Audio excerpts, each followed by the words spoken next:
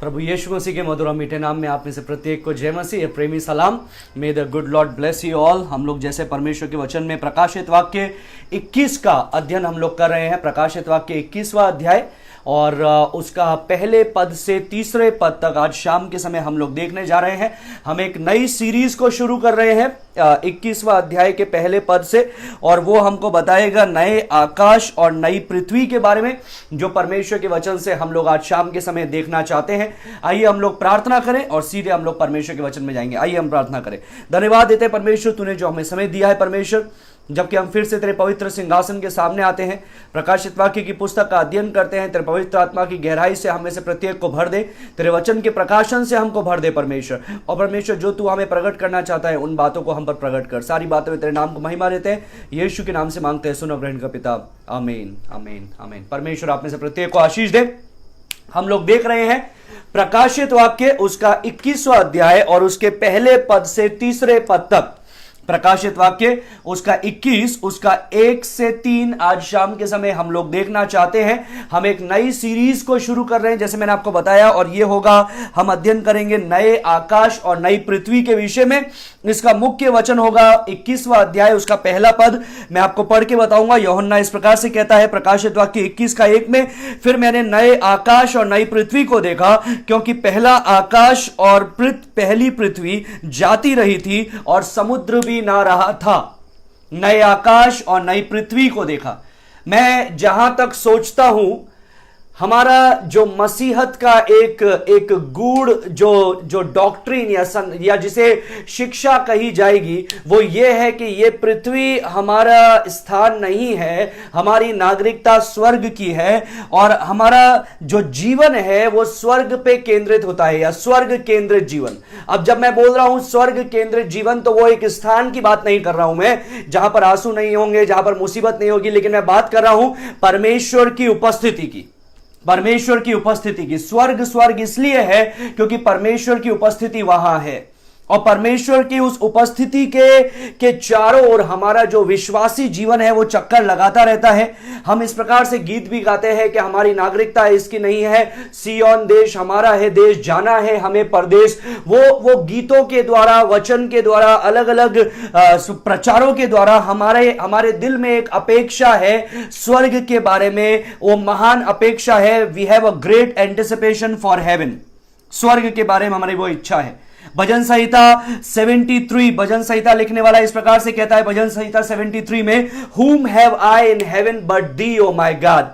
And beside thee I desire nothing on this earth. वो इस प्रकार से कहता है, स्वर्ग में तेरे सिवा मेरा और कौन है हे यहोवा, और पृथ्वी पर मैं तेरे सिवा किसकी आस रखूं।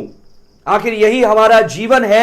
That's the expression of our heart that we longs for the presence of God. Yes, the presence of God is right here also, but we are longing for that glorious presence, manifesting presence of the Lord in heaven. हम उस स्वर्ग की बाट जो रहे हैं, उस स्थान की हम लोग बाट जो रहे हैं। भजन संहिता 42 में भजन संहिता लिखने वाला कहता है, जिस प्रकार से हिरणी जल के लिए प्यासी है हे परमेश्वर, उसी प्रकार से मेरा मन तेरे लिए प्यासा है।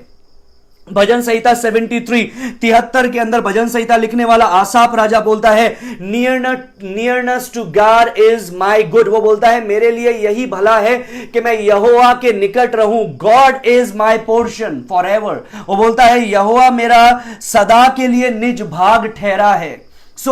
एक लॉन्गिंग है हमारे दिल में। अगर एक चाहत नहीं है हमारे उस परमेश्वर के पास में जाने के लिए, उसके स्थान में जाने के लिए, उसके संग रहने के लिए, तो हमें सचमुच में देखना पड़ेगा कि क्या हम मसीह केंद्रित जीवन बिता रहे हैं या हम संसार केंद्रित जीवन बिता रहे हैं। फॉर एग्जाम्पल, मैंने आपको बताया जिस प्रकार से एक लड़की की सगाई होती है, जिस दिन के लिए वो जब से होश संभाली है, उसके बाद में जब से उसको ये पता चलने लगा है हस्बैंड वाइफ का relationship, she is longing for to be with someone who will love her. वो किसी के साथ में होने के लिए उसके दिल में एक आस होती है। हालांकि माता पिता सब है, लेकिन एक आस है जो परमेश्वर ने उसके दिल में रखी है कि वो इच्छा करती है कि कोई उसके संग रहे जो उसका होकर के रहे। And then comes a man, वो एक व्यक्ति आता है और उनकी सगाई की जाती है, और जब सगाई होती है वो लड़का सगाई करके अपने घर की ओर चला जाता है। अब लड़की आजकल तो गूगल है, फेसबुक है, वो गूगल पे फेसबुक पे देखती है लड़का किस स्थान में रहता है, लड़का उसको वीडियो कॉल करता है, बताता है ये देखो ये मेरा घर ऐसा है, मेरा जगह ऐसा है। और राइट फ्रॉम डे वन, पहले दिन से उसके दिल में एक इच्छा होती है कि मैं उस जगह को देखना चाहती हूं जहां मेरा हस्बैंड रहता है, मैं उस जगह पर जाना। इसलिए नहीं क्योंकि जगह से प्रेम है, लेकिन इसलिए क्योंकि उस व्यक्ति से प्रेम है जो उस जगह पर है। तो उसके दिल में एक इच्छा है। वही भजन संहिता लिखने वाला हमें बोलता है, being preoccupied with the person of God, longing to be in the presence of God was on the heart of Christianity. मसीहत का जो गूढ़ आधार है वो है परमेश्वर के व्यक्तित्व को लेकर के, परमेश्वर के उस उपस्थिति को लेकर के एक दीवानापन, एक दीवानापन। जिस प्रकार से यीशु मसीह ने भी हमको बोला कि धन्य है वे जो मन के शुद्ध है क्योंकि वो परमेश्वर को देखेंगे। धन्य है वे जो मन के शुद्ध है क्योंकि वो परमेश्वर को देखेंगे। So through centuries and centuries that has been a desire to see God, कई पीढ़ियों से मसीहों की एक इच्छा रही है कि वो परमेश्वर को देखना चाहते हैं, उसकी उपस्थिति में प्रवेश करना चाहते हैं। आप क्या सोचते हैं, क्या कारण है कि पिछले 75 दिनों से, आज 75वां सरमन में आपको देने जा रहा हूं, पिछले 75 दिनों से आप लोग हर शाम अपने बिजी शेड्यूल में से एक दिन 2 दिन निकालना आसान है, सप्ताह में एक दिन निकालना आसान है, लेकिन हर शाम 1.5 घंटे का समय आप परमेश्वर के वचन में बिताना चाहते हैं। उसका क्या कारण है? Have you ever thought about it? That is the longing of the Holy Spirit that the Holy Spirit has placed in your heart. That shows that you have a longing to receive the word of God because you love God. आप परमेश्वर के वचन से प्रेम करते हैं क्योंकि आप परमेश्वर से प्रेम करते हैं, और आपके दिल में एक इच्छा है, जिस प्रकार से मेरे दिल में इच्छा रहती है कि कब 8 बजेंगे और मैं आपके सामने आऊंगा और मैं आपको प्रभु का वचन से और कई बातों को बताऊंगा जो प्रभु ने मुझे सिखाई है। And the same longing is in your heart, वही इच्छा आपके दिल के अंदर भी है। That you desire nothing in the world and nothing in the world can satisfy your heart. दुनिया में कोई चीज आपके हृदय को संतुष्ट नहीं कर सकती है। सच्चे विश्वासी के हृदय को सिर्फ परमेश्वर और परमेश्वर ही संतुष्ट कर सकता है। Now it's not so in this culture. आज के जो समाज में हम लोग देखते हैं, या संस्कृति में कह दो, हम लोग जो देख रहे हैं, इवन मसीही संस्कृति में लोगों के दिल से परमेश्वर की वो अद्भुत उपस्थिति के पीछे जो पागलपन है, दीवानापन है, उधर जाने की जो चाह है, लोगों के दिलों से जाती जा रही है। They are more consumed with material comfort, with endless indulgence and with instant gratification। वो ज्यादा हमारा जो समाज है, इवन मसीह समाज, वो ज्यादा कंज्यूम हो चुका है, ज्यादा वो सोचता है उन्हीं चीजों के बारे में कि कैसे संसार के अंदर ये मिल जाए, स्टाइल हो जाए, ऐसा हो जाए, वैसा हो जाए। हर चीज is focusing on the world. But and as the church, as a church of Christ, Yeshu Masih के कलीसिया होने के नाते, यीशु मसीह की कलीसिया होने के नाते, nothing demonstrate any more graphically than the lack of interest in heaven. आज कलीसिया के अंदर भी जो स्वर्ग और परमेश्वर की उपस्थिति में, जब मैं स्वर्ग बोल रहा हूं तो don't miss interpret me, I am not talking about just a place के वो एक ऐसी जगह होगी जहां पर क्लेश नहीं होगा, दुख नहीं होगा, मुसीबत नहीं होगी। I am not talking just a place, I am talking about a person. मैं एक व्यक्ति के बारे में बताता हूं जो वहां पर रह रहा है, जो वहां पर है। और ये जो lack of interest for the things of the Lord, that shows that we have indulge ourself in the things of the world so deep rootedly. परमेश्वर की बातों को, परमेश्वर की उपस्थिति को, परमेश्वर के उस स्थान स्वर्ग के बारे में अगर हमारे दिल के अंदर एक इच्छा नहीं है, लॉन्गिंग नहीं है, हमारे दिल में एक चाह नहीं है, हम उसका बाट नहीं जो रहे हैं, तो इसका मतलब कहीं ना कहीं हम संसार में अपने आप को बहुत उलझा चुके हैं। Most Christians are to some degree or another more interested in laying up treasure on earth than it is in heaven। ज्यादातर मसीह कहीं डिग्री तक, अलग अलग डिग्री में है, लेकिन ज्यादातर मसीहों की दिल में पृथ्वी पर धन संचय करना उनको ज्यादा अच्छा लगता है बनिस्पत इसके कि वो स्वर्ग में धन संचय करें। There are so many Christians who are very less interested about things of the Lord। परमेश्वर की चीजों के बारे में, परमेश्वर की बातों के बारे में। अगर परमेश्वर के अंदर भी उनका इंटरेस्ट है तो सिर्फ इसलिए है कि वो मुझे क्या दे सकता है, क्या कभी सोचा है कि किस प्रकार से मैं अपने धन को स्वर्ग में संचय करूं, किस प्रकार से मैं वहां पर अपने धन को इकट्ठा करूं, क्या करूं मैं इस पृथ्वी पर जिसके कारण मेरा धन वहां पर इकट्ठा हो? We are more concerned in investment, in retirement package, in our future on this earth than it is in heaven. हम ज्यादातर इसी बात के बारे में चिंता करते हैं कि कैसे हम पैसे को सही निवेश करें, कैसे हम रिटायरमेंट पैकेज को अच्छी रीति से करें, पॉलिसीज ले, पृथ्वी पर अपने भविष्य को सुधारे, बनस्पत इसके के स्वर्ग के बारे में सोचे या परमेश्वर की उपस्थिति के बारे में सोचे। I suppose most Christian sacrifice the eternal blessing of glory on the altar of temporal gratification. मैं सोचता हूं ज्यादातर जो मसीह है वो स्वर्ग की महिमा की आशीष, स्वर्ग की अनंत की महिमामय आशीष को जला रहे हैं। कहां पर जला रहे हैं? भस्म कर रहे हैं। कहां पर कर रहे हैं? इस पृथ्वी के अस्थाई स्वार्थपूर्ण बातों के अंदर। जिस प्रकार से हमें परमेश्वर के उस निवास स्थान के बारे में बात करना चाहिए था, हम नहीं करते हैं। जिस प्रकार से परमेश्वर के बारे में बात करना चाहिए था, हम नहीं करते हैं। जिस प्रकार से उसके लिए इंटरेस्ट होना चाहिए था, वो हम नहीं करते हैं। There are number of passages that I can give you tonight. कई पद है जो मैं आपको परमेश्वर के वचन से बता सकता हूं। जिस प्रकार से पौलुस फिलिपियों 3:20 में फिलिपियों को लिखता है, लिख दीजिए, फिलिपियों 3:20 में पौलुस बताता है, Our citizenship is not in earth but it is of heaven. हमारी नागरिकता इस पृथ्वी की नहीं है, लेकिन वो स्वर्ग की है। मैं पढ़ना चाहूंगा परमेश्वर का वचन फिलिपियों के अंदर हम लोगों को क्या बताता है। फिलिपियों उसका 3 और उसका 20वां पद, फिलिपियों 3:20 लिख लीजिए। फिलिपियों 3 अध्याय उसका 20वां पद में परमेश्वर का पाक कलाम इस प्रकार से कहता है, पर हमारा स्वदेश स्वर्ग पर है और हम एक उद्धारकर्ता प्रभु यीशु मसीह के वहां से आने की बाट जो रहे हैं। वो क्या बोलता है? वो बोल रहा है, this is not the world that we are living for. ये पृथ्वी के लिए हम लोग जीवन नहीं जी रहे हैं। हमारा जो सारे दिमाग में जो फोकस है वो पृथ्वी नहीं है, लेकिन वो स्थान है, वो जगह है जहां से यीशु आने वाला है और हमें अपने साथ में लेकर के जाने वाला है। We are humbly waiting for that very day. हम उस दिन के लिए इंतजार कर रहे हैं। कोलोसियों 3:2 में वही पौलुस लिखता है, set your affection on the things above and not on the things on this earth. अपने प्रेम को स्वर्गीय बातों पे लगाओ, ना कि पृथ्वी की चीजों पर। पहला यूहन्ना 2:15-17 लिखिए। पहला यूहन्ना 2:15-17 वहां पर इस प्रकार से यूहन्ना बताता है, love not the world neither the things of the world that are in the world. इस संसार से प्रेम ना रखो, ना ही उन चीजों से जो इस संसार में है। For all that is in the world, the lust of the flesh, the eyes of the lust of eyes, the pride of life is not of God but is of the world and the world passes away. Wow, what a wonderful statement.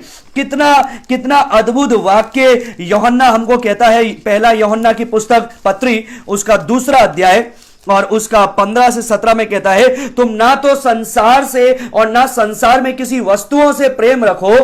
यदि कोई संसार से प्रेम रखता है तो उसमें पिता का प्रेम नहीं है। Wow, it's a warning also.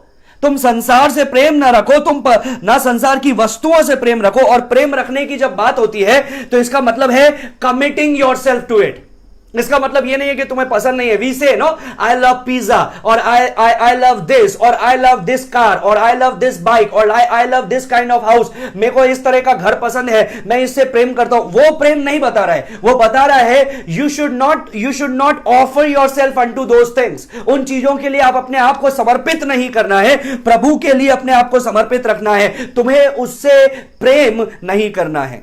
यदि कोई संसार से प्रेम रखता है, there is a warning here. यदि कोई संसार से प्रेम रखता है तो उसमें पिता का प्रेम नहीं है। अब संसार से प्रेम रखने का बात क्या है? इसका मतलब है all the time you are thinking only about this world, about the things of this world, about the glory of this world, about the desires of this world. आपके दिमाग में एक ही चीज चलती रहती है, वो है ये संसार की बातें, ये संसार की चीजें, ये संसार की महिमा, ये संसार के पदार्थ। परमेश्वर का वचन बोलता है यदि ऐसा कोई है तो उसमें पिता का प्रेम नहीं है। 16वें पद में बोलता है, क्योंकि जो कुछ इस संसार में है अर्थात शरीर की अभिलाषा, आंखों की अभिलाषा, जीविका का घमंड, वो पिता की ओर से नहीं परंतु संसार ही की ओर से है। 3 चीजें बताता है, शरीर की अभिलाषा, आंखों की अभिलाषा, जीविका का घमंड वो परमेश्वर पिता की ओर से नहीं, संसार की ओर से है। 17वें पद में लिखा है, संसार और उसकी अभिलाषाएं दोनों मिटते जाते हैं। इसीलिए संसार में मोह, संसार की बातों पर मोह या प्रेम नहीं रखना है। क्यों? क्योंकि संसार और उसकी अभिलाषा दोनों मिटते जाते हैं, पर जो परमेश्वर की इच्छा पर चलता है वो सर्वदा बना रहेगा। You will stand forever. Wow! Yakub 4:4 में परमेश्वर हमको बताता है, याकूब व्यक्ति के द्वारा, the friendship with the world is the enmity with God. संसार के साथ में प्रेम, परमेश्वर के साथ में बैर है। So you see, everything to our spiritual life, everything that is connected to our spiritual life and our destiny which is in heaven, हमारा सारा चीजें जो है आत्मिक जीवन से संबंधित है, और हमारा वो स्थान, वो स्वर्ग जहां परमेश्वर है। और स्वर्ग इसलिए है क्योंकि वहां परमेश्वर है। कौन कौन है? द फादर इज देयर, परमेश्वर पिता वहां पर है, हमारा उद्धारकर्ता वहां पर है, हमारा सहायक वहां पर है, हमारे संगी विश्वासी वहां पर है, हमारा नाम वहां पर है, हमारा जीवन वहां पर है, हमारा इनहेरिटेंस मतलब हमारा जो परमेश्वर ने हमारे लिए इनहेरिटेंस रखा है वो वहां पर है, हमारी विरासत वहां पर है, हमारा घर वहां पर है, हमारी नागरिकता वहां की है, हमारे पुरस्कार वहां पर है। Not your reward is not in this world, your reward is over there. इस संसार में आपके पुरस्कार नहीं है। तो so don't get discouraged easily enough when people don't give credit to you for the work that you have been doing.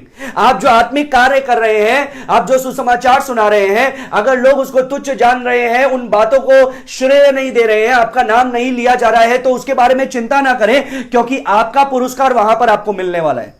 Your treasure is there, आपका गुप्त खजाना भी वहां पर है। So everything that belongs to us is there, हमारा जो कुछ है वो सब वहां पर है। Ecclesiastes 7:1 में द प्रीचर सेड, वहां पर प्रचारक, उपदेशक इस प्रकार से बताता है, सबोपदेशक 7:1 वहां बताता है, the day of one's death is better than the day of one's birth. Wow!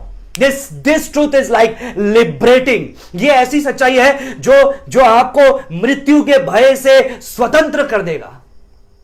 ऐसा क्या था कि स्तिफानुस को दिख रहा था कि ये लोग मुझे मार डालेंगे, फिर भी प्रचार कर रहा था।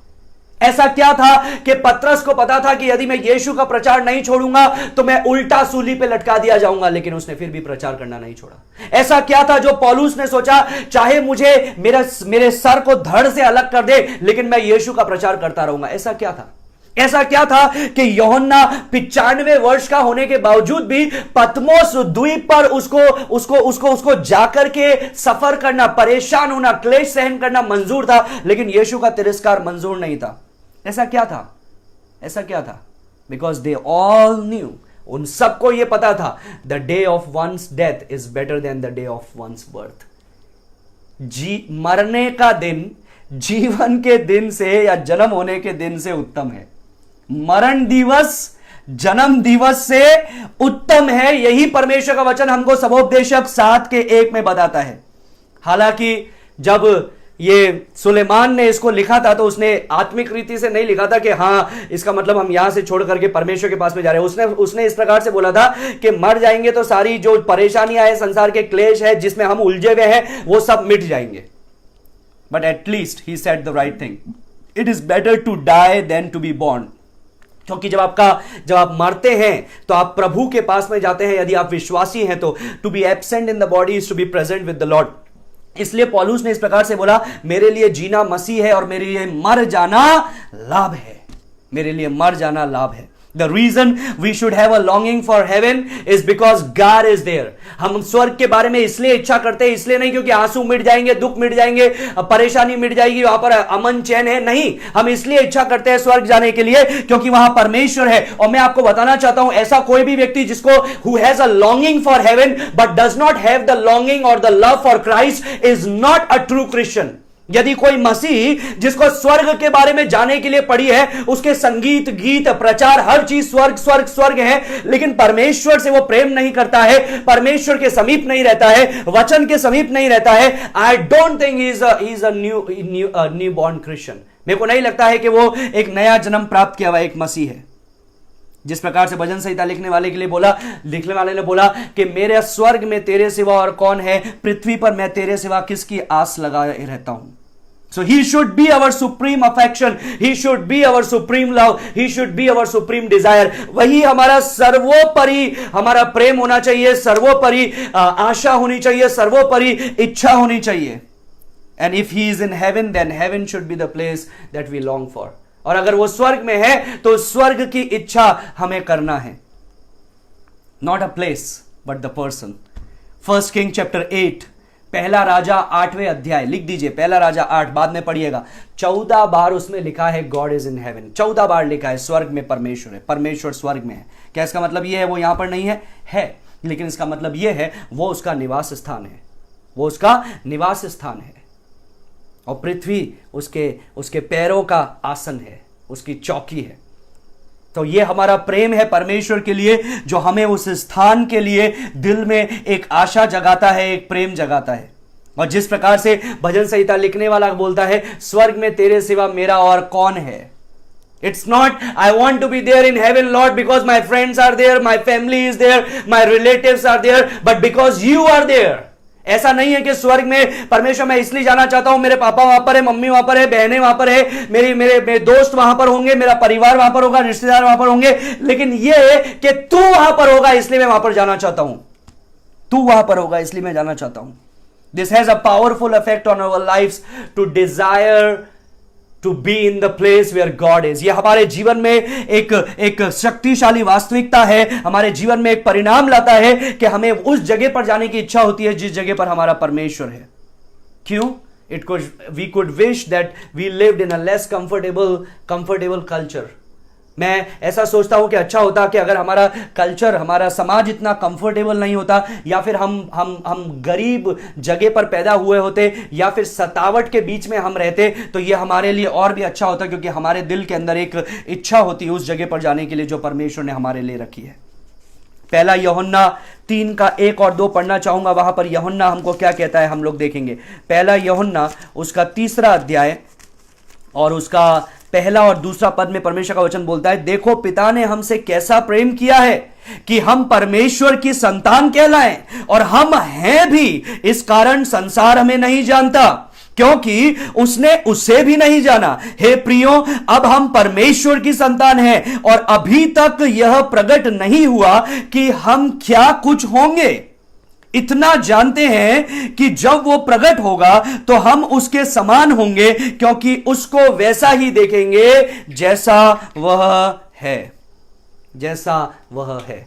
What a beautiful verse it is. इसका 3रा पद में वो हमको इस प्रकार से बताता है, मैं उसको 3रे पद को ही पढ़ना चाहूंगा।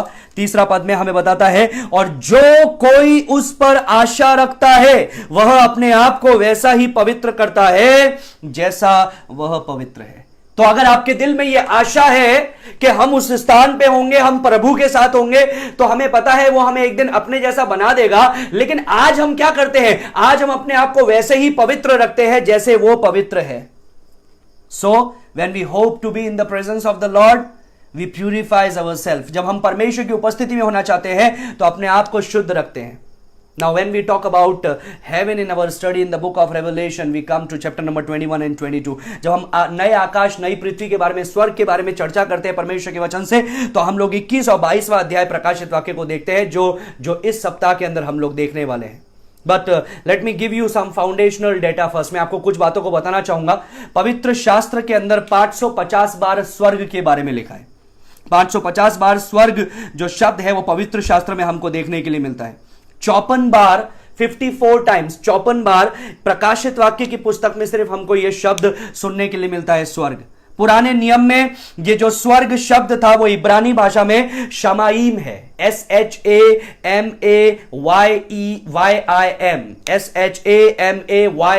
शमाईम, विच मीन्स द हाइट। इसका मतलब है ऊपर, या ऊंचा। नए नियम में इसका जो शब्द है वो है उरानोस, OURANOS, OURANOS। और उरानोस से हमको एक शब्द मिला है द प्लेनेट यूरेनस। यूरेनस इसका मतलब ये नहीं कि वो यूरेनस है, लेकिन यूरेनस का मतलब हो या उरानोस का मतलब होता है विच इज एलिवेटेड, जो ऊंचा किया गया है, विच इज लिफ्टेड अप, जो ऊंचे पर उठाया गया है, that which is raised up, जो ऊपर है। हेवन इज रेज्ड अप, ये जो स्वर्ग है ये ऊंचा एक स्थान है, ऊपर एक स्थान है। हम लोग पवित्र शास्त्र में देखते हैं कि 3 स्वर्गों का वर्णन हमको मिलता है, क्योंकि दूसरा कोरिन्थियों 12:2 में पौलुस इस प्रकार से कहता है कि उसको तीसरे आकाश में या तीसरे स्वर्ग में वो उठा लिया गया, तीसरे आकाश में वो उठा लिया गया। और वो क्या है? That's the place where God dwells, वो स्थान है जहां पर परमेश्वर है। जो मैंने आपको ये पहले ही बताया था हमारे प्रकाशित वाक्य के अध्ययन में कि पहला आकाश कौन सा है? पहला आकाश है एटमॉस्फियरिक हेवन, मतलब हमारा वातावरण चारों ओर का, जिसके अंदर हम लोग सांस लेते हैं, जो हमारी जलवायु है, यह है पहला आकाश। दूसरा आकाश कौन सा है? The haven of the heavenly bodies, या जहां पर प्लैनेट्स हैं, जहां पर ग्रह हैं, जहां पर उल्का पिंड है, जहां पर तारे हैं, जहां पर सूरज है, जहां पर चांद है और सब चीज है, ब्रह्मांड मतलब। और तीसरा जो आकाश है वो है हेवन ऑफ गॉड, जो परमेश्वर का स्वर्ग है। इट्स अ डिवाइन हेवन, वो परमेश्वर का निवास स्थान है, जहां पर परमेश्वर है, स्वर्गदूत है और संत हैं।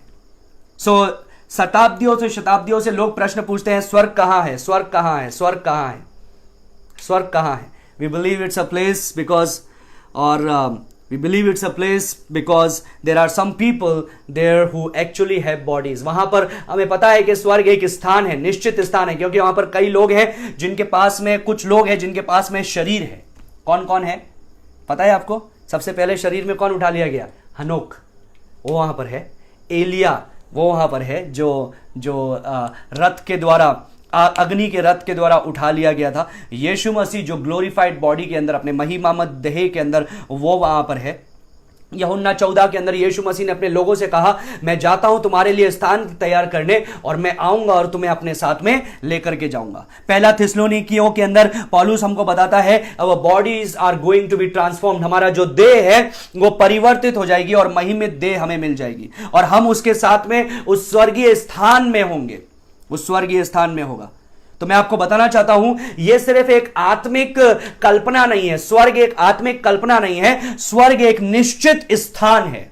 जैसे मैंने कल आपको बताया था नरक के विषय में, परसों आपको बताया था नरक के विषय में, वैसे स्वर्ग भी एक निश्चित स्थान है, जहां जो आत्मिक स्थान है, जहां परमेश्वर है, जहां पर वो संत है जिनको महिमा में देह मिली है, जहां मसीह यीशु है, जहां परमेश्वर के स्वर्गदूत हैं। अभी कहां पर है वो, कहां पर है एग्जैक्टली, कौन सी जगह पर है, कैसे पता चलेगा आपको वो कौन सी जगह पर है? स्वर्ग आखिर कहां है, कैसे पता चलेगा? There are different people who got visions. कई लोग हैं जिन्होंने दर्शन देखा। अभी हाल ही में एक और दर्शन आया था, किसने तो बोला था, मैं देख रहा था फेसबुक पे, जो बोल रहे थे कि मेरे को कोरोना हुआ, कोरोना से मैं मर गया, मर करके मैं स्वर्ग गया, परमेश्वर ने वहां पर सब जगह दिखाया, और फिर यीशु के हाथ ने मुझे धक्का दे दिया और बोला तेरा समय नहीं हुआ। इसका मतलब परमेश्वर ने गलती से उसको उठा लिया, है ना, अभी तेरा समय नहीं हुआ, तू वापस नीचे जा, ऐसा बोलकर के उसको धक्का दे दिया और यीशु का छिदा हुआ हाथ देखा और पृथ्वी पर आ गया। ये सारी जो हथकंडे हैं, ये अपने आप को या अपनी गवाही को या अपने अनुभव को ऊंचा उठाने के लिए है। It's not the right one, ये सचमुच में नहीं है, वास्तविकता से नहीं है, क्योंकि परमेश्वर का वचन हमें स्पष्ट रीति से बताता है कि परमेश्वर अपने लोगों को अपने संग लेकर के जाता है जब उनका समय आता है, और परमेश्वर अपने संग उनको रखता है। तो हम लोग देखते हैं प्रकाशित वाक्य 4:1 में, जब तक परमेश्वर कुछ विशेष बात को ना बताना चाहे, जैसे पौलुस को बताया और यूहन्ना को बता रहा है, जो यूहन्ना यहां पर लिख रहा है। प्रकाशित वाक्य 4:1 में हमको सबसे पहली बार स्वर्ग के बारे में जानने के लिए मिला। 4:1 में लिखा है, इन बातों के बाद जो मैंने दृष्टि की तो क्या देखता हूं कि स्वर्ग में एक द्वार खुला हुआ है। तो यह एक स्थान के बारे में बता रहा है, स्वर्ग में एक द्वार खुला हुआ है, और जिसको मैंने खुला हुआ है, जिसको मैंने पहले तुरही के शब्द से अपने साथ बातें करते सुना था, वही कहता है, यहां ऊपर आ जा और वे बातें तुझे दिखाऊंगा जिनका इनके बाद पूरा होना आवश्यक है। मैंने आपको बताया कि कई लोग मानते हैं प्रकाशित वाक्य 4:1 में रैप्चर हो रहा है, नहीं हो रहा है, ये रैप्चर के बारे में नहीं है। क्यों नहीं है? आप मेरे पुराने मैसेजेस जाकर के देखिएगा, लंबा चौड़ा मैंने आपको विवरण दिया है कि आखिर रैप्चर क्या है और ये रैप्चर क्यों नहीं है। लेकिन रैप्चर है, वो तो सही बात है, कलीसिया उठा ली गई, लेकिन यहां पर नहीं है। ये यहां पर परमेश्वर उसको एक निश्चित दर्शन देने के लिए उठा रहा है, कुछ निश्चित कार्य करने के लिए उठा रहा है, एक जगह पर रहने के लिए नहीं, लेकिन वहां से क्या हो रहा है उन बातों को देखने के लिए परमेश्वर उसको उठा रहा है। और जब यूहन्ना वहां पर जाता है तो यूहन्ना वहां पर अलग अलग चीजों को, गतिविधियों को देखता है। 2 कुरिन्थियंस चैप्टर 12 वर्स 1 to 4, दूसरा कुरिन्थियों 12 का 1 से 4 में हमको देखने के लिए मिलता है कि पौलुस भी बताता है कि वो तीसरे आकाश के अंदर उठा लिया गया, तीसरे आकाश के अंदर उठा लिया गया। Now the question is how far is it, वो कितना दूर है, तीसरा आकाश कितना दूर है। मैं आपको बताना चाहूंगा कुछ संख्याओं को जो मैंने देखा था ऑनलाइन इंटरनेट पर। चंद्रमा हमारे पृथ्वी से 3,84,400 किलोमीटर दूर है। 3,84,400 किलोमीटर्स चंद्रमा, चांद हमसे दूर है। यदि आप आज पृथ्वी से चलने लगे और किसी रीति से यदि आप उस तक चल सकते हैं तो आपको 27 साल लगेंगे। यदि आप 38 किलोमीटर प्रतिदिन की स्पीड से यदि आप जाएं तो आपको 27 साल लगेंगे चंद्रमा तक पहुंचने के लिए। और अगर आपकी स्पीड को हम थोड़ा सा बढ़ा दें, कितना बढ़ा दें, 2,99,338 किलोमीटर प्रति सेकंड, सुनिए गौर से, 2,99,338 किलोमीटर पर सेकंड का स्पीड से यदि आपको बढ़ा दिया जाए तो आप कितनी देर में चांद पे पहुंचेंगे? आप 1.5 सेकंड में चांद पे पहुंच जाएंगे।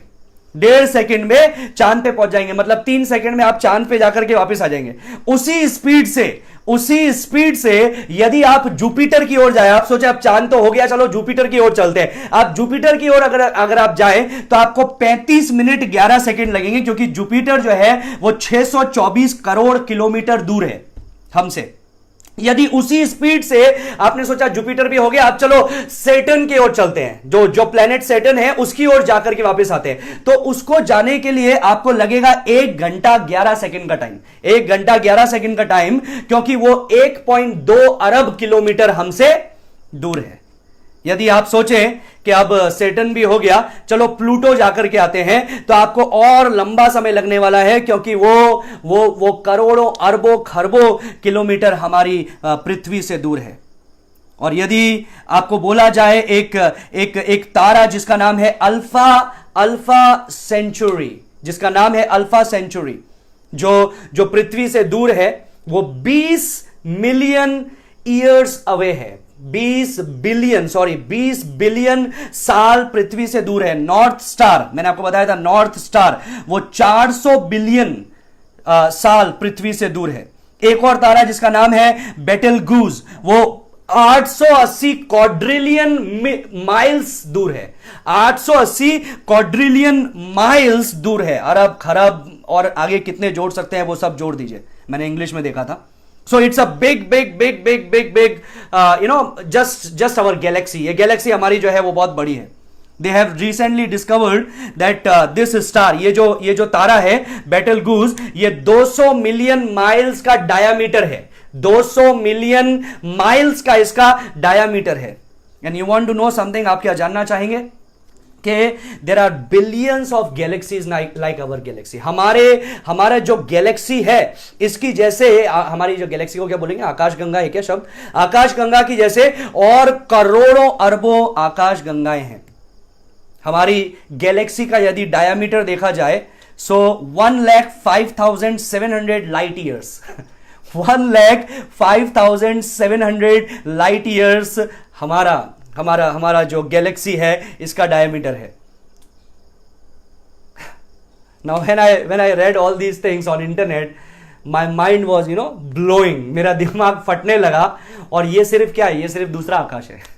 इसके बाद में है तीसरा आकाश, जो परमेश्वर का निवास स्थान है। लेकिन परमेश्वर की अद्भुत बातों को देखो, परमेश्वर की अद्भुत बात क्या है? लूका रचित सुसमाचार, उसका 23वां अध्याय, उसका 43वां पद, लूक चैप्टर 23 वर्स 43। लूका 23 का 43 में यीशु मसीह ने जो क्रूस पर उसके बाजू में जो चोर था जिसने पश्चाताप किया, यीशु ने उससे क्या बोला? यीशु ने उससे बोला 10,000 साल के अंदर तू मेरे साथ में स्वर्ग में हो जाएगा, क्योंकि बहुत दूर है, टाइम लगेगा। नहीं, उसने क्या बोला? आज ही तू मेरे साथ में मेरे निवास स्थान में होगा।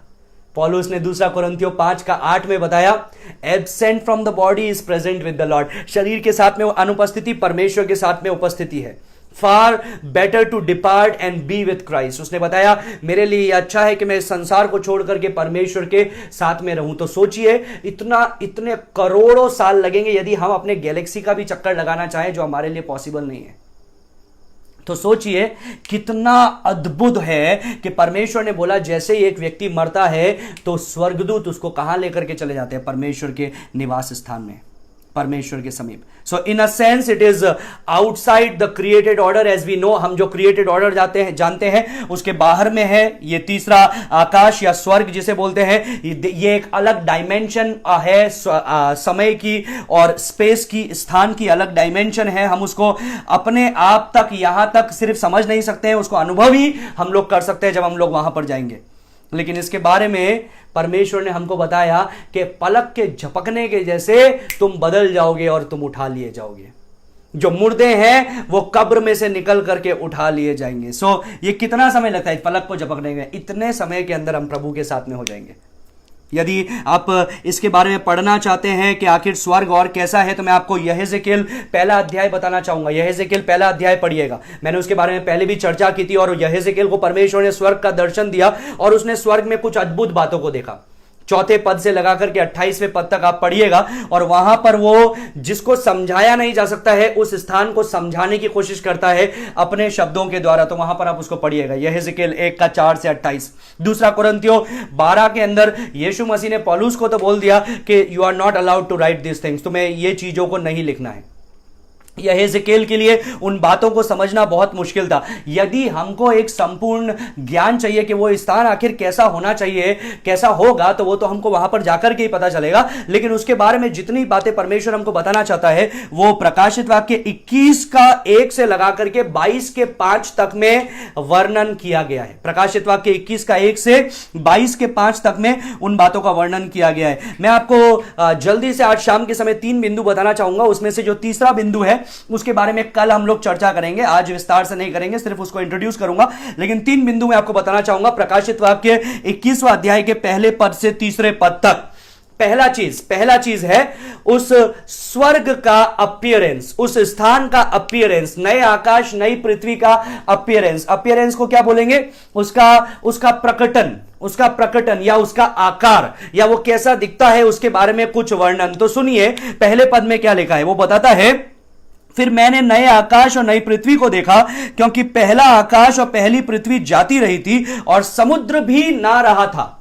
समुद्र भी ना रहा। अभी जैसे ही हम इस चैप्टर को ओपन करते हैं, so you need to understand the timeline. आपको समय को समझना जरूरी है।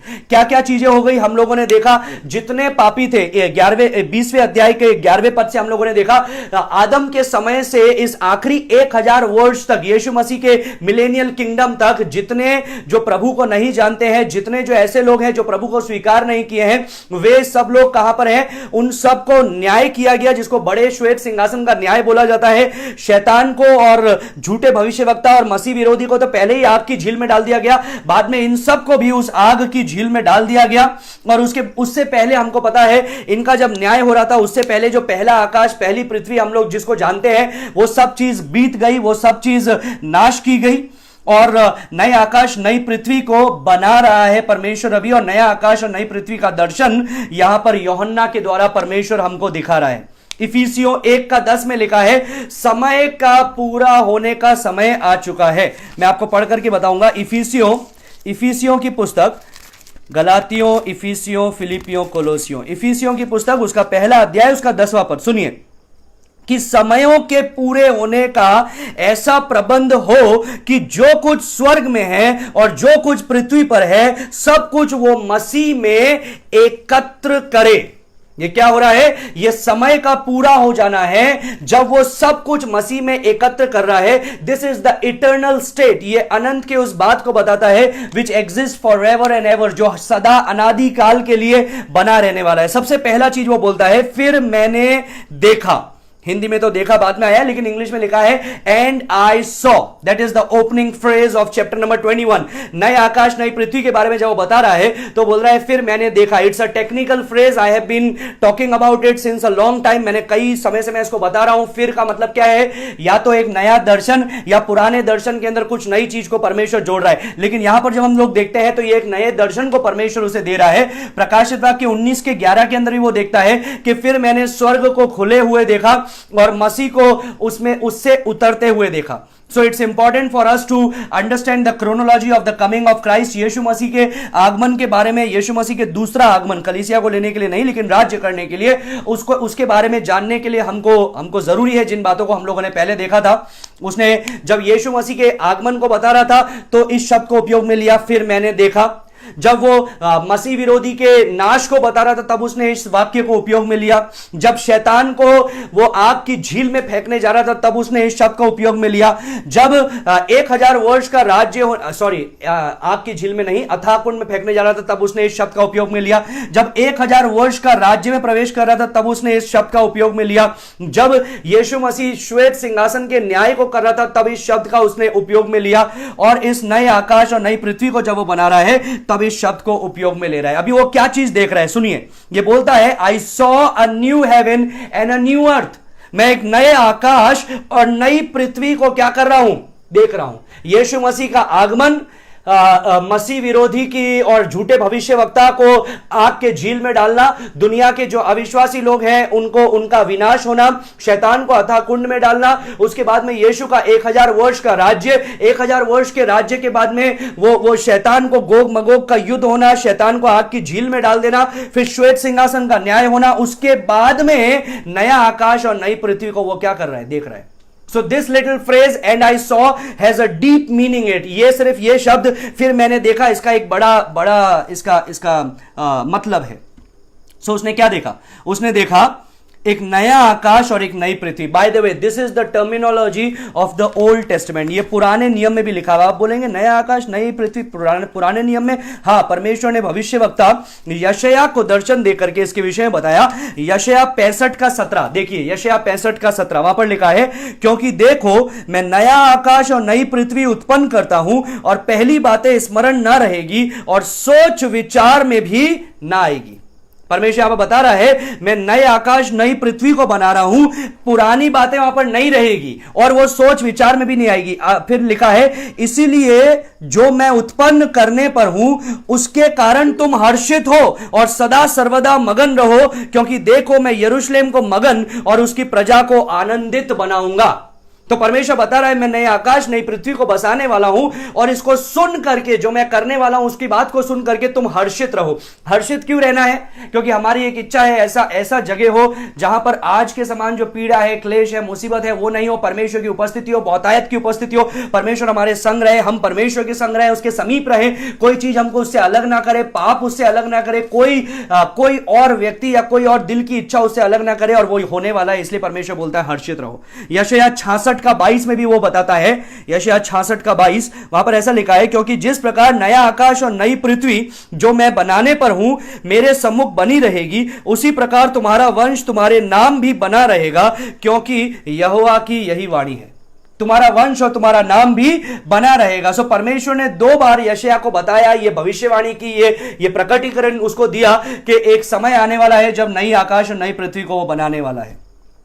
So what Isaiah had predicted is now become a reality in the vision of John। जो यशायाह ने जिन बातों को प्रेडिक्शन किया था, भविष्यवाणी की थी, वो अब पूरा हो रहा है जब यूहन्ना उसका दर्शन देख रहा है।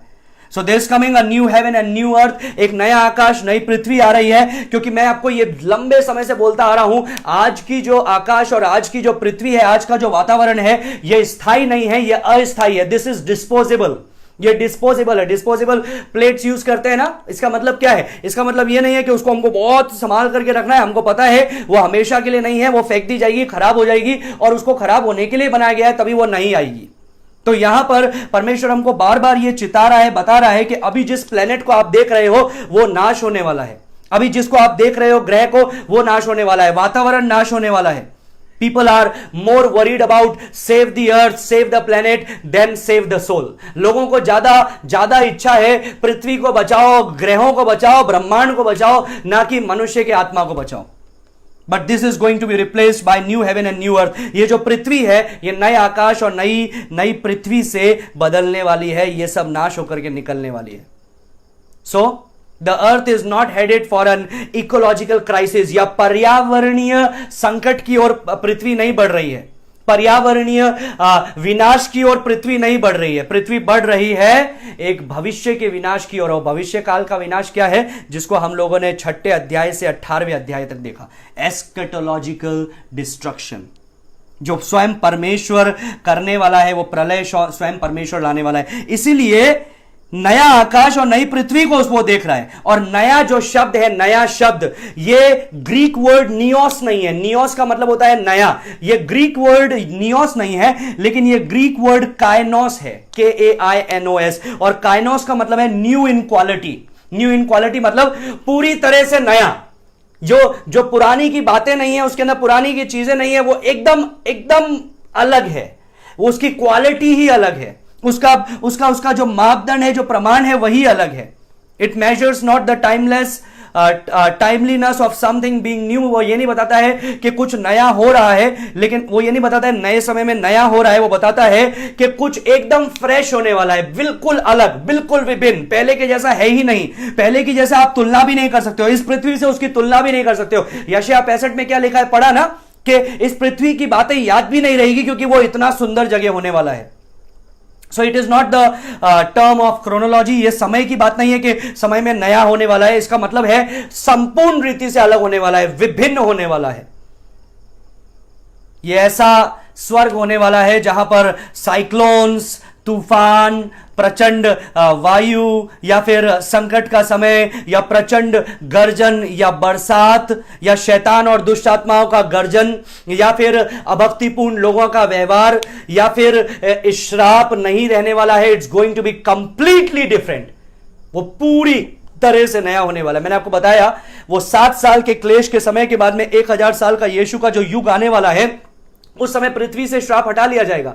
लेकिन अब क्या हो रहा है, अब उस पृथ्वी को ही हटा दिया जा रहा है और नया परमेश्वर बना रहा है. You can not even compare it to this world.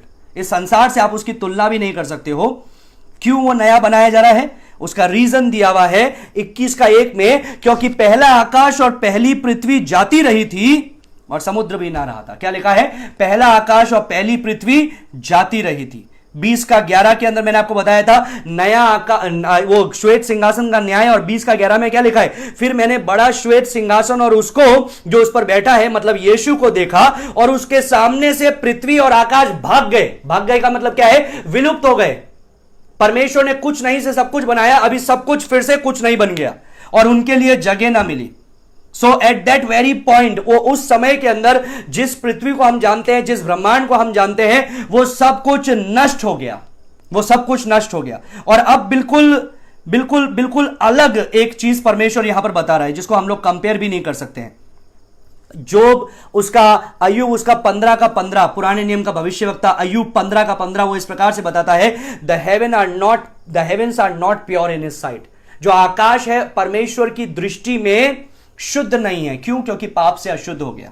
यशायाह 24:5 में लिखा है, the earth is also polluted. ये पृथ्वी भी दूषित हो चुकी है. भजन संहिता 102 का 25-26 विशेष पद मैं पढ़ना चाहूंगा. भजन संहिता 102 उसका 25 और 26 देखिए तो परमेश्वर का वचन क्या कहता है. भजन संहिता 102 उसका 25-26 में, I hope you are writing these passages.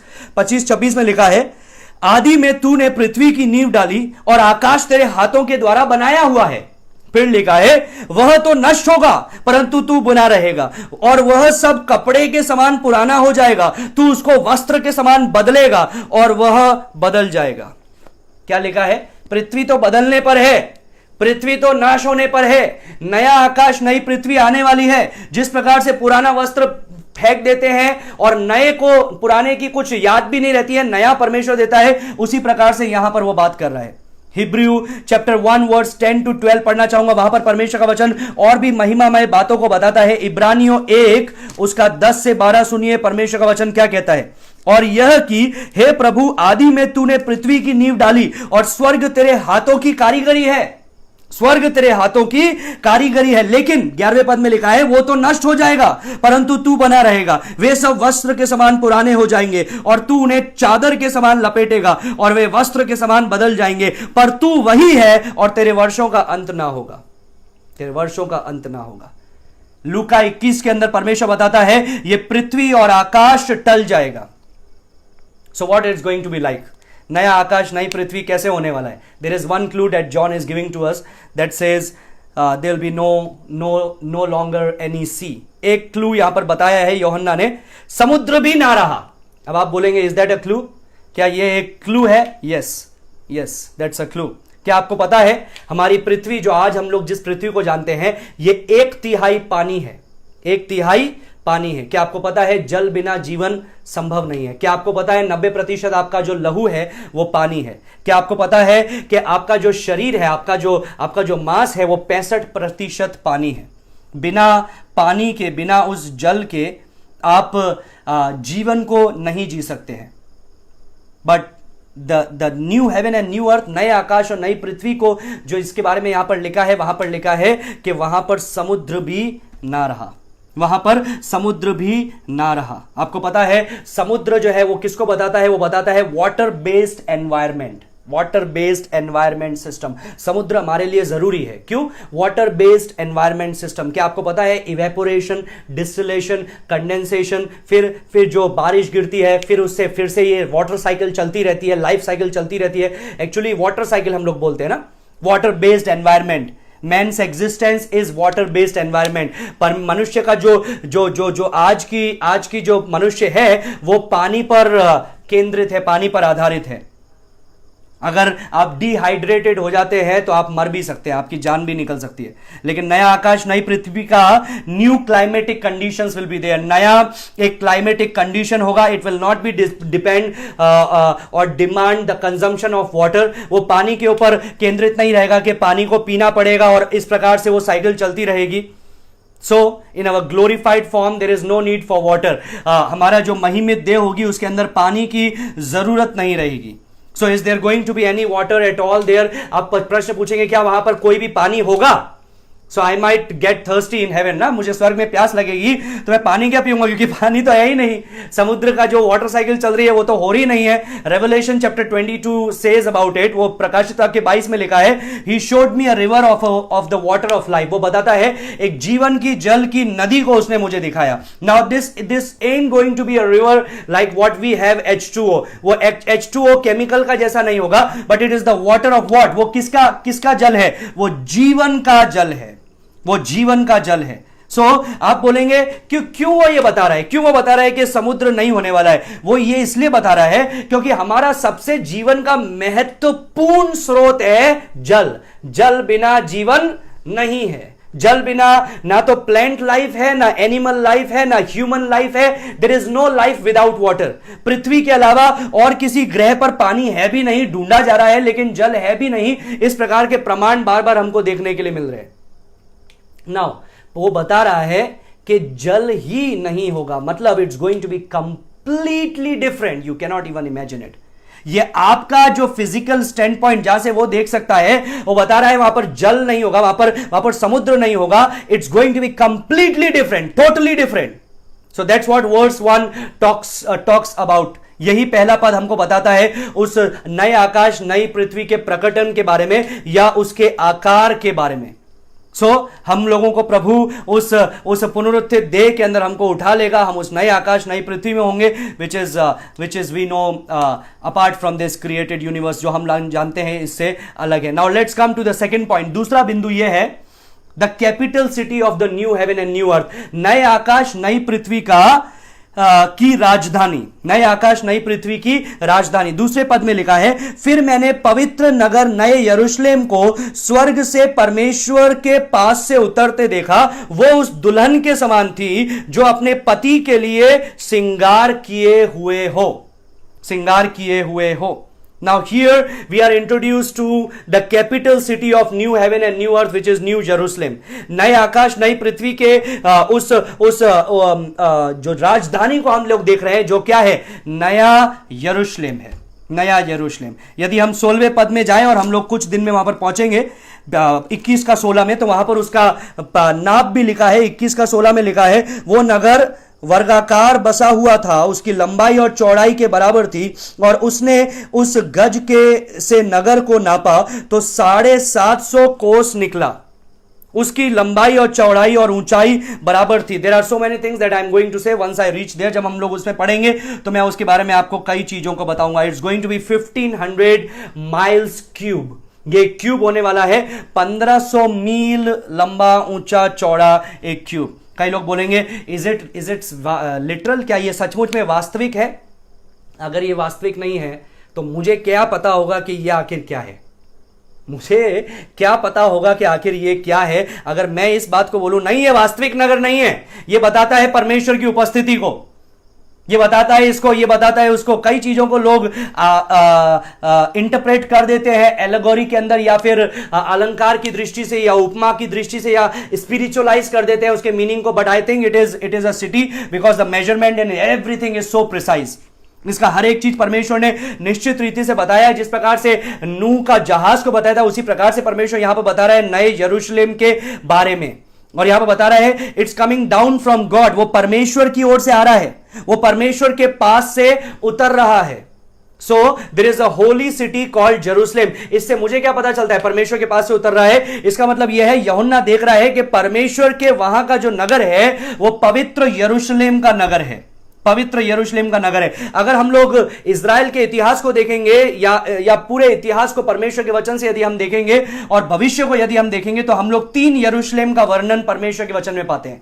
3 यरूशलेम। पहला यरूशलेम कौन सा है? Which is the historical Jerusalem और the old city David, old city of David, Daud का पुराना नगर यरूशलेम जो बसाया गया था, जो एक्चुअली लैंड ऑफ पैलेस्टीन ने उसको ऑक्यूपाई करके रखा था। उस जगह के अंदर वे लोग आकर के घुसे हुए थे, जो पुराना नगर जिसको बोलते हैं ऐतिहासिक यरूशलेम या दाऊद का नगर यरूशलेम।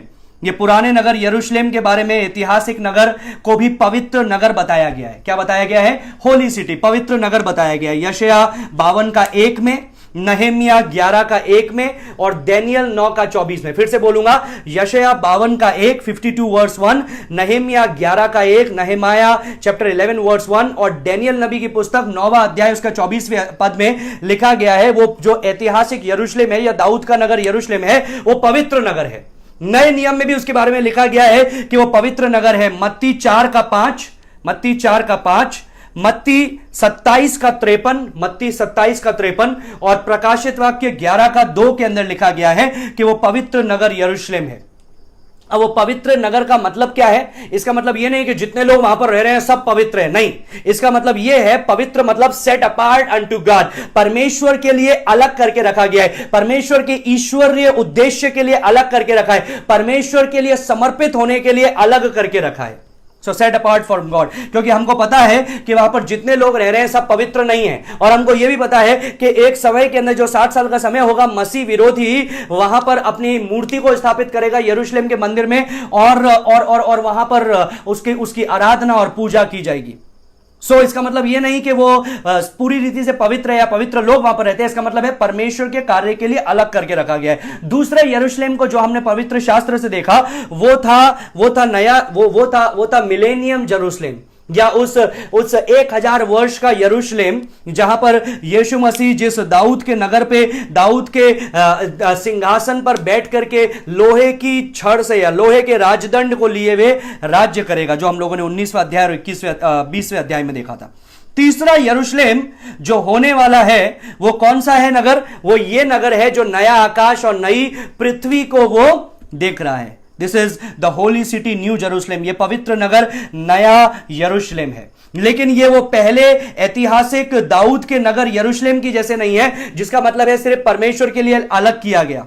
ये एक सिद्धता से पवित्र नगर है। इसमें जो रहने वाले हैं वो सिद्ध हैं, ये जो नगर है वो भी सिद्ध है। So Jerusalem will have gone from, Yarushalem कहा कैसा था? पहले एक परमेश्वर के लिए समर्पित एक नगर था जो दाऊद का नगर था, परमेश्वर के लिए पवित्र ठहराया गया एक नगर था जो जो दाऊद का नगर था, ऐतिहासिक यरूशलेम। उसके बाद में जो 1000 वर्ष तक वो नगर होने वाला है जहां से यीशु मसीह बैठ करके राज्य करेगा। और हमको पता है कि ये जो ऐतिहासिक नगर है, इसमें कौन रहेंगे? इसमें परमेश्वर के लोग रहेंगे, लेकिन इसमें वो जीवित लोग भी घुसेंगे जो 7 साल के अंदर जीवित विश्वासी हैं। और हमको यह भी पता है कि ये जो 1000 वर्ष का भी जो यरूशलेम है, इसका भी नाश होगा। क्यों नाश होगा? आपको पता है कि शैतान है वो क्या करता है, 1000 वर्ष के पूरे हो जाने के बाद में 20 का 7 में हम लोगों ने देखा था, वो अपनी कैद से छूटता है, गोग मगोग का युद्ध होता है और वो यरूशलेम को हराने की कोशिश करते हैं। अभी जो नया यरूशलेम होने वाला है वो एक 100% 100% परफेक्ट पीपल, 100% परफेक्ट सिटी। हमको पता है जो संसार के नगर हैं या महानगर हैं वो पवित्रता से नहीं दर्शाए जाते हैं, लेकिन वो अपवित्रता से दर्शाए जाते हैं, वो अनैतिकता से दर्शाए जाते हैं, क्राइम से दर्शाए जाते हैं, पॉल्यूशन से दर्शाए जाते हैं, इमोरलिटी से दर्शाए जाते हैं। लेकिन ये जो नगर है नया यरूशलेम, ये पवित्र नगर करके परमेश्वर इसको बता रहा है। और इसका मतलब क्या है? जो भी इस नगर में है और जो कुछ इस नगर में हो रहा है, जो इस नगर का स्वामी है, सब पवित्र है, 100% परफेक्ट। प्रकाशित वाक्य 3:12 में पहली बार इस नए आकाश, नई पृथ्वी, नए यरूशलेम का वर्णन हम लोग पाते हैं। प्रकाशित वाक्य 3:12 पढ़ूंगा मैं। वहां पर ऐसा लिखा है, जो जय पाए उसे मैं परमेश्वर के मंदिर में एक खंभा बनाऊंगा और वह फिर कभी बाहर ना निकलेगा, और मैं अपने परमेश्वर का नाम और अपने परमेश्वर के नगर अर्थात नए यरूशलेम का नाम, जो परमेश्वर के पास से स्वर्ग से उतरने वाला है, और अपना नया नाम उस पर लिखूंगा। परमेश्वर क्या बता रहा है? परमेश्वर बता रहा है जो जय प्राप्त करे मैं उसको परमेश्वर के नगर में खंभा बनाऊंगा, परमेश्वर के उस पवित्र नगर में जो स्वर्ग से उतरने वाला है। So even in Hebrews chapter 11, क्या आपको इब्रानी 11वां अध्याय पता है, जहां पर अब्राहम ने इस प्रकार से लिखा, अब्राहम के विषय में इस प्रकार से लिखा हुआ है, that Abraham was looking for the city which has foundations, whose architect and builder is God। Abraham एक ऐसे नगर के लिए इंतजार कर रहा था, ऐसे नगर की बाट जो रहा था जिसकी जो नींव है और जो उसका बनाने वाला है वो परमेश्वर है, वो परमेश्वर है। सो वो किसके लिए देख रहा था? वो परमेश्वर की उस स्थान के लिए, स्वर्ग के लिए वो इंतजार कर रहा था। इब्रानियों 12 का 22 से 24 में परमेश्वर का वचन कुछ लिखता है, मैं उसको ही पढ़ के बताना चाहूंगा। इब्रानियों की पुस्तक उसका 12वां अध्याय उसका 12 से 24 में 22 से 24 में ऐसा लिखा है, पर तुम सियोन के पहाड़ के पास और जीविते परमेश्वर के नगर और स्वर्गीय यरूशलेम के पास और लाखों स्वर्गदूतों और उन पहलोटों के साधारण सभा और कलीसिया जिनके नाम स्वर्ग में लिखे हुए हैं, और सब के न्यायी परमेश्वर के पास और सिद्ध किए हुए धर्मियों की आत्माओं और नई वाचा के मध्यस्थ यीशु और छिड़काव के उस लहू के पास आए हो जो हाबिल के लहू से उत्तम बातें कहता है। So it talks about that heavenly place। यूहन्ना 14 का 1 से 4 में यीशु मसीह बोलता है, तुम्हारा हृदय शोकित ना हो, मैं तुमने परमेश्वर पे विश्वास किया, तुम मुझ पे भी विश्वास करो। मैं तुमसे सच सच कहता हूं, मेरे पिता के घर में स्थान है और मैं वहां पर जाता हूं तुम्हारे लिए स्थान तैयार करने, जगह तैयार करने, और मैं फिर से आऊंगा तुम्हें लेने के लिए कि जहां मैं हूं वहां तुम भी मेरे साथ में रहो। सो यीशु मसीह जब पृथ्वी से कूच कर गया, वो जो हेवनली जेरूसलेम है, which is the city of God, जो परमेश्वर का नगर है, whose foundation and builder is God, जिसका नींव और बनाने वाला परमेश्वर स्वयं है, वो वहां पर जाकर के हमारे लिए क्या कर रहा है? स्थान तैयार करना है। And it's important then to see that the new Jerusalem exist even now in some form. आज भी वो नया आकाश, नया यरूशलेम किसी ना किसी आकार में आज भी है, वो बनाया जाएगा। ऐसा नहीं है कि वो जब नया आकाश, नई पृथ्वी बनाई गई तो नया यरूशलेम भी बनाया गया, ऐसा नहीं है। वो ऑलरेडी परमेश्वर का पवित्र नगर है जो स्वर्ग है, और वो वहां से उतर रहा है। And it has deep meaning in it. उसके अंदर एक बहुत बड़ा अर्थ छुपा हुआ है जिसको मैं अभी आपको बताना चाहूंगा। जितने संत हैं, जो जितने सदियों से मरे हैं, वो सब उस परमेश्वर पिता के उस घर में है, परमेश्वर की उपस्थिति के अंदर है। नया यरूशलेम, नया आकाश तो आज नहीं है, लेकिन नया यरूशलेम नया पृथ्वी और नया आकाश तो आज नहीं है, बनाए नहीं गए हैं, लेकिन नया जो यरूशलेम है वो परमेश्वर के स्थान में है। दैट्स व्हाट वी रीड, क्योंकि यहां पर लिखा है वो परमेश्वर की ओर से उतर रहा है। इवन 21:10 के अंदर यूहन्ना इस प्रकार से बोलता है, प्रकाशित वाक्य 21:10 में, तब वो मुझे आत्मा में एक बड़े और ऊंचे पहाड़ पर ले गया और पवित्र नगर यरूशलेम को स्वर्ग से परमेश्वर के पास से उतरते दिखाया। परमेश्वर के पास से उतरते दिखाया। 3 बार लिखा गया है कि ये जो नया यरूशलेम है ये परमेश्वर के पास से उतर रहा है। एक मैंने आपको प्रकाशित वाक्य 3 में पढ़ के दिखाया, एक प्रकाशित वाक्य 21:2 में लिखा है और एक प्रकाशित वाक्य 21:10 के अंदर लिखा है। ये परमेश्वर के पास से उतर रहा है। इट इज जस्ट टेक्निकलिटी, ये सिर्फ एक तकनीकी शब्द है, लेकिन इसके अंदर जो अर्थ है वो बहुत ही गहरा है। यहां पर ऐसा लिखा है वो परमेश्वर के पास से उतर रहा है। इट इज फ्रॉम गॉड, वो परमेश्वर के पास है, परमेश्वर के पास से उतर रहा है। ये एक ऐसा सिटी है जो परमेश्वर ने बनाया है, एक ऐसा नगर है जिसका जो बनाने वाला है वो परमेश्वर है, जो परमेश्वर की पवित्रता वहां पर वास करती है। परमेश्वर ने ये जो नगर है ये यीशु मसीह के द्वारा परमेश्वर ने हमारे लिए बनाया है, और जब वो वापस आएगा वो हमको उस स्थान में लेकर के जाएगा। जब कलीसिया का रैप्चर हो जाएगा हम उस घर पे जाएंगे जो परमेश्वर ने हमारे लिए बनाया है। वो महाशताब्दी काल के अंदर जब जो लोग हैं वो महिमित रीति से वहां पर आते जाया करेंगे, जो 1000 साल का समय है उसके अंदर जो पृथ्वी पर संत हैं वो उस पवित्र नगर में आया जाया करेंगे। It is the capital city of eternity, वो अनंत काल के लिए एक राजधानी है। और दूसरे पद में क्या लिखा है सुनिए, यहां पर लिखा है वो एक ऐसे नगर को उतरते हुए देखा जो दुल्हन के समान है, जो अपनी पति के लिए श्रृंगार किए हुए है। तो मैंने आपको बताया था यहूदी विवाह के अंदर 3 अलग अलग भाग होते हैं। पहला होता है सगाई, जब माता पिता, लड़की के माता पिता, लड़के के माता पिता एक कमिटमेंट करते हैं, उनका एक कॉन्ट्रैक्ट एग्रीमेंट होता है और विवाह के लिए वे एक दूसरे के प्रति, सगाई उनकी हो जाती है, एक दूसरे के प्रति प्रतिबद्ध हो जाते हैं। और फिर दूसरा जो प्रक्रिया है वो है प्रेजेंटेशन, जिसके अंदर लड़का आता है, लड़की को अपने घर पे लेकर के जाता है और वहां पर प्रेजेंटेशन की प्रक्रिया चलती है, जो सप्ताह तक चलती है, महीनों तक चलती है, कई समय में। और फिर एक सेरेमनी, अंतिम एक समारोह होता है जो है विवाह का समारोह, और विवाह का भोज होता है। और फिर उसके पश्चात लड़का उसको, लड़की को लेकर के अपने निवास स्थान में प्रवेश करता है। अब मैंने आपको बताया परमेश्वर ने अनंत काल में आपसे और मुझसे, कलीसिया से सगाई कर ली। हमारे नाम मेमने की जीवन की पुस्तक में जगत की उत्पत्ति से पहले लिखे गए, परमेश्वर ने हमको छुटकारा दिया। और फिर परमेश्वर ने प्रेजेंटेशन जब किया, उसके अंदर कलीसिया को उठा लिया और स्वर्ग के अंदर प्रेजेंटेशन का समय चला। और फिर उसके बाद में एक समय आने वाला है जो 1000 वर्ष का राज्य है, और वो होगा एक लंबा विवाह का सेरेमनी। और उसके पश्चात नया आकाश और नई पृथ्वी होगी और परमेश्वर अपने भवन में हमको लेकर के जाएगा, उस भवन में जहां पर हम उसके संग हमेशा रहने वाले हैं। तो यहां पर ऐसा लिखा है, मैं एक नए यरूशलेम को देखता हूं जो परमेश्वर की ओर से उतरता है, जो परमेश्वर के पास से उतरता है, जो स्वर्ग से उतरता है। और यहां पर लिखा है वो एक ऐसी पत्नी के जैसे है जिसने अपने पति के लिए श्रृंगार करके रखा है।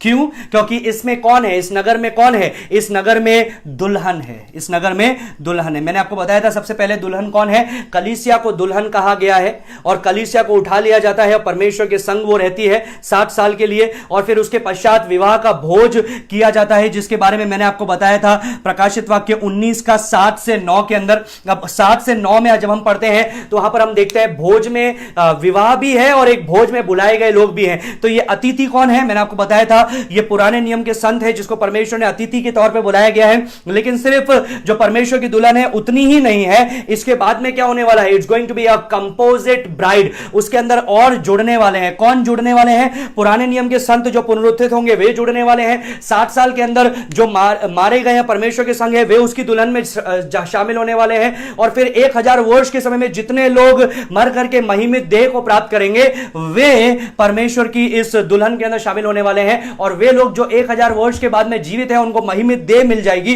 जो विश्वासी हैं वे इसमें शामिल होने वाले हैं।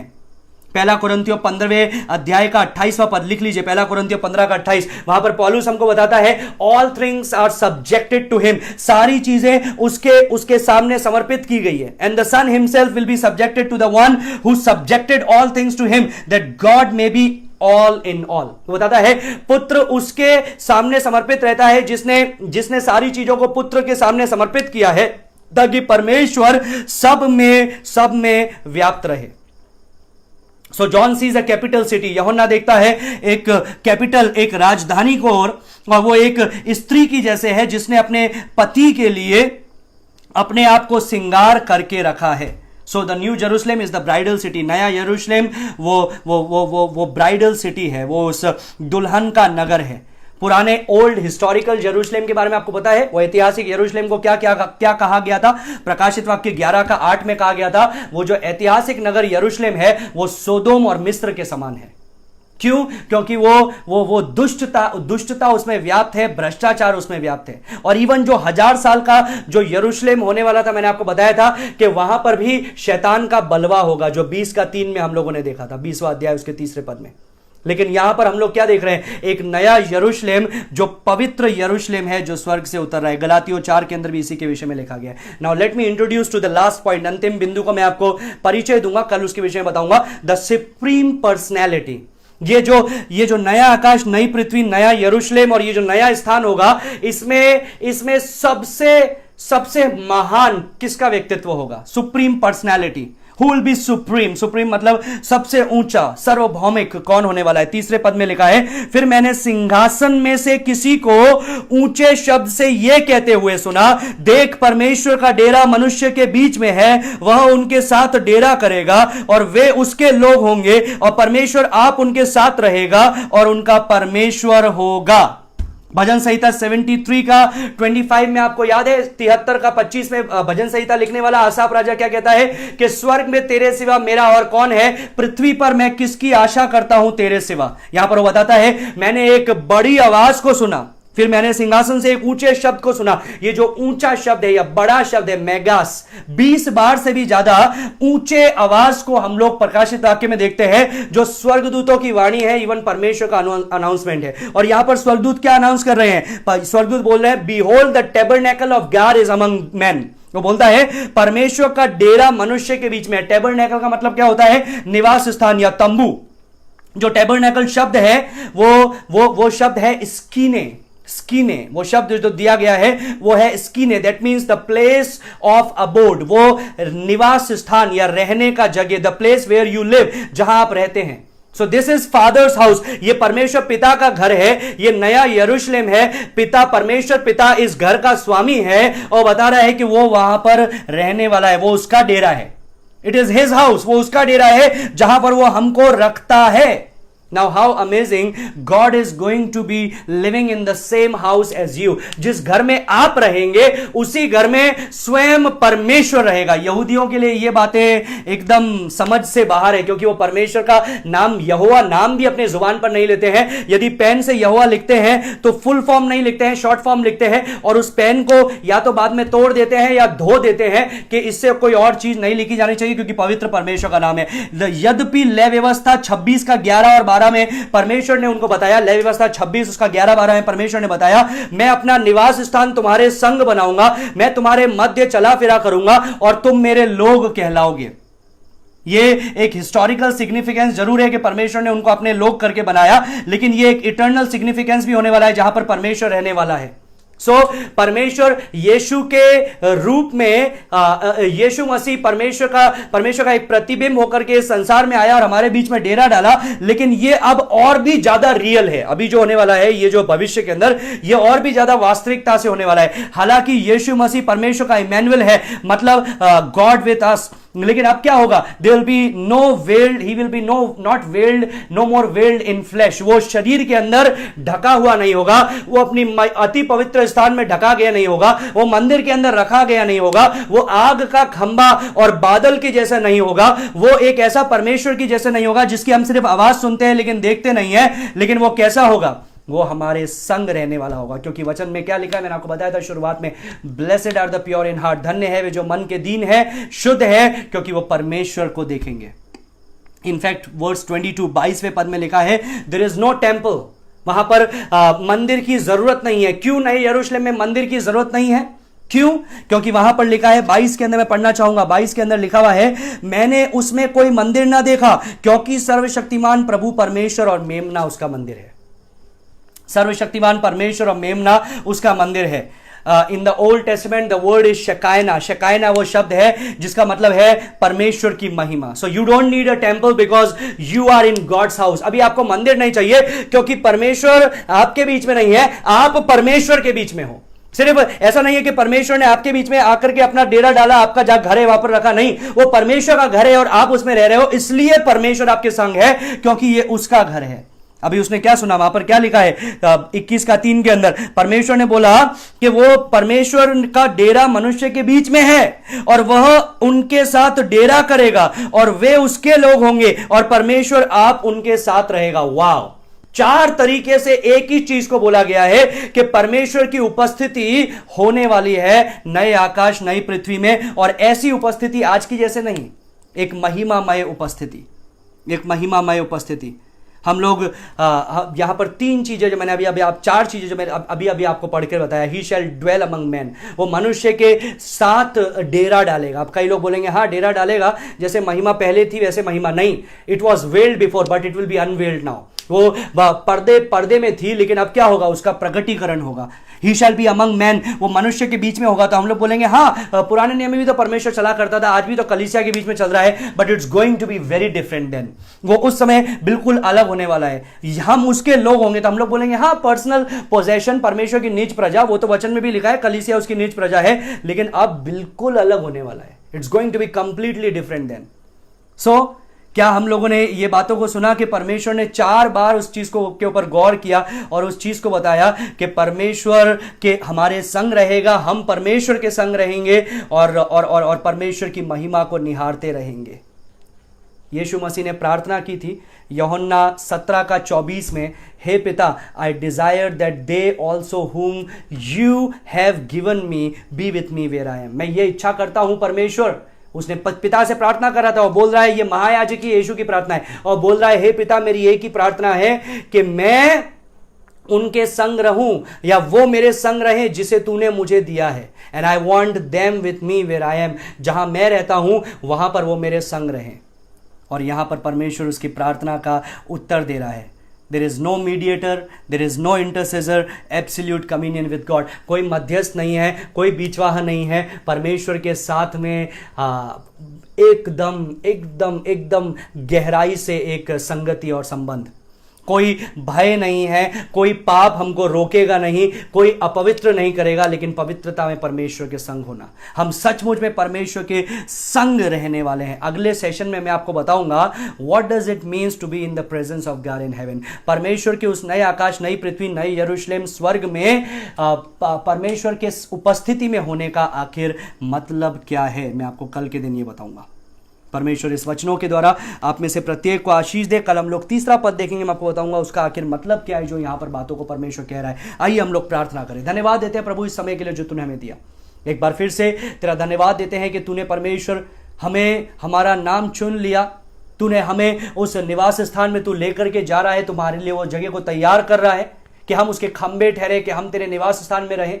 और परमेश्वर हम तेरे संग नए आकाश नई पृथ्वी में नई यरूशलेम में आने वाले हैं। परमेश्वर धन्यवाद देते हैं कि तूने हमको वो भाग दे दिया है। होने दे परमेश्वर कि उस आने वाली महिमा की बातों को हम अपने दिमाग में बसा ले, अपने जीवन में बसा ले और अपने जीवन में एक ही इच्छा करें कि मेरे लिए जीना मसीह है और मर जाना लाभ है।